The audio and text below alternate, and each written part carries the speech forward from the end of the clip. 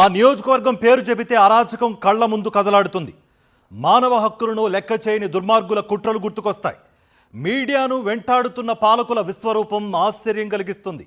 ప్రజాస్వామ్యాన్ని పట్టపగలే కూనీ చేసే అధికార పార్టీ రాక్షసుల ఆగడాలపై సర్వత్రా చర్చ జరుగుతోంది.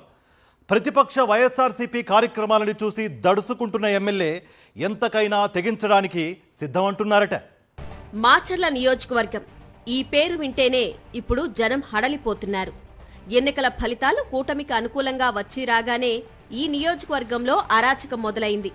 వైసీపీ నాయకులు కార్యకర్తలపై దాడులు విచ్చలవిడిగా కొనసాగాయి. 4 సార్లు మాచర్ల నుంచి వరుసగా గెలిచిన పిన్నెల్లి రామకృష్ణారెడ్డిపై పథకం ప్రకారం అక్రమ కేసులు బనాయించారు. కేసుల మీద కేసులు పెట్టారు. నియోజకవర్గంలో నాయకుణ్ణి లేకుండా చేస్తే ఇక మనమే ఏలుకోవచ్చన్న ఆలోచనతో పిన్నెల్లి రామకృష్ణారెడ్డిపై అక్రమ కేసులు పెట్టి జైలుకు పంపారు. జైలు నుంచి విడుదలైన తర్వాత ఆయన పార్టీ కార్యకలాపాలు నిర్వహిస్తున్నారు. అధికార పార్టీ నేతలు ఎన్ని ఇబ్బందులు పెట్టినా భరిస్తూ ఓర్చుకుంటూ ముందుకు వెళ్తున్నారు. మాచర్లలో ఉంటూ కార్యకర్తలకు ఎప్పటికప్పుడు ధైర్యాన్ని నింపుతున్నారు. పిన్నెల్లి గ్రాఫ్ నానాటికి పెరుగుతూ ఆయన వెంట అన్ని వర్గాల ప్రజలు నడుస్తున్నారు. దీంతో ఎమ్మెల్యే జూలకంటి బ్రహ్మారెడ్డికి నిద్ర పట్టలేదట. దాంతో ఆయన అనుచరులు టీడీపీ నాయకులు చేస్తున్న అరాచకం అడ్డు అదుపు లేకుండా కొనసాగుతుందనే చర్చ నియోజకవర్గంలో విస్తృతంగా జరుగుతోంది. ఈ నేపథ్యంలో టీడీపీలోనే విభేదాలు మొదలయ్యాయని సమాచారం.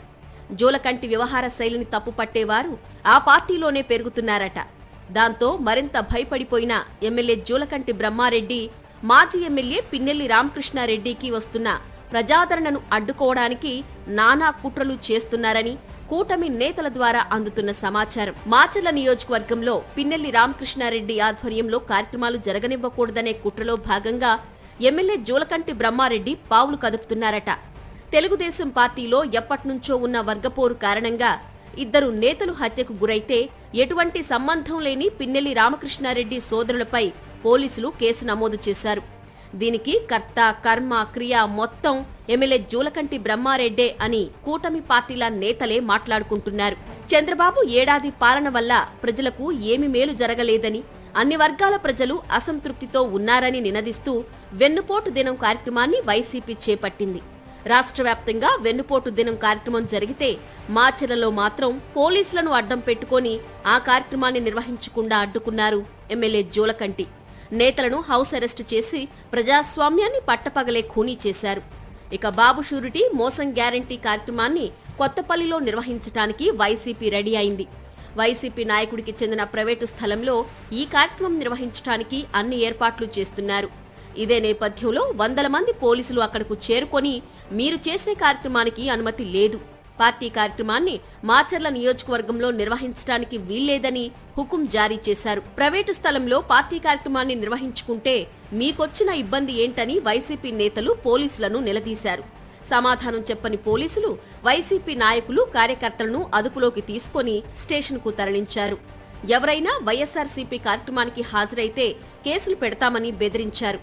ఎమ్మెల్యే జూలకంటి బ్రహ్మారెడ్డి ఆదేశాల మేరకే పోలీసులు రెచ్చిపోతున్నారని, పట్టపగలే ప్రజాస్వామ్యాన్ని ఖూనీ చేస్తున్నారని రాజకీయ విశ్లేషకులు అభిప్రాయపడుతున్నారు. ఎమ్మెల్యే జూలకంటికి వ్యతిరేకంగా వార్తలు రాస్తే చాలు ఆయన అనుచరులు మీడియా ప్రతినిధులపై దాడికి దిగుతున్నారు. ఏడాది నుంచి జూలకంటి బ్రహ్మారెడ్డి ఆయన అనుచరులు నియోజకవర్గంలో అరాచకాన్ని సృష్టిస్తూనే ఉన్నారు. అధికారులు చోద్యం చూస్తూనే ఉన్నారు. ఎమ్మెల్యే జూలకంటి బ్రహ్మారెడ్డి తీరు భయానకంగా ఉందని వైఎస్ఆర్సీపీ నేతలే కాదు, టీడీపీలోని ఒక వర్గం నేతలు కూడా మండిపడుతున్నారని సమాచారం. జూలకంటి క్రూరత్వాన్ని భరించలేక టీడీపీలో కూడా అసమ్మతి తారాస్థాయికి చేరిందని అంటున్నారు. ఆయనకు ఎందుకు ఓట్లేశామని టీడీపీ నేతలు అభిమానులే తలలు బాదుకుంటున్నారని విశ్వసనీయ సమాచారం. ఒక పక్క పార్టీలో అసమ్మతి రాగాలు, మరొక పక్క ప్రతిపక్ష